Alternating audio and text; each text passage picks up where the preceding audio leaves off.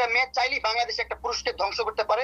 এই আইন আছে, এই আইন ব্যবস্থা ব্যবহার করতে পারবা, অপব্যবহার করতে পারবা। এটা তুমি ভিডিও এখানে স্টপ করে দিতে পারেন, এবং আমি জানি আপনার সৎ সাহস আছে। ওয়াশরুমে গেলে পর্যন্ত ক্যামেরা নিয়ে দৌড়ায়, সেই মানুষটা তার বিয়ের সময় রেকর্ড করবে না, ভিডিও করবে না, এটা কি গ্রহণযোগ্য? লায়লা, আপনার কিছু বলার আছে? যেহেতু এটা লিগ্যাল প্রসেসে চলে গিয়েছে কাবিনের ব্যাপারটা, সেটা তো ইনভেস্টিগেশনের ব্যাপারেই আছে, এবং তার রেডিয়াস ফোন চেক করে পাওয়া গেছে সে কাজী অফিসে গিয়েছিল। ওর মাল্টিপল বার্থ সার্টিফিকেট আছে, মাল্টিপল নাম্বার, ঠিক আছে? এটা নিয়ে কিছু বলবা তুমি? তোমার অনেকগুলো বার্থ সার্টিফিকেট।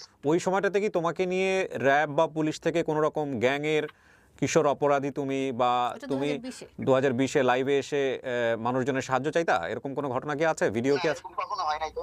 ঠিক আছে, আমি দেখাচ্ছি।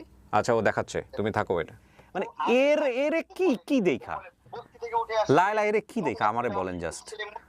ঠিক আছে, তুমি এই বস্তির ছেলের জন্য কেন এত পাগল হয়ে আছো? কেন তুমি মামলার পর মামলাতে তাকে আটকে রাখতেছো?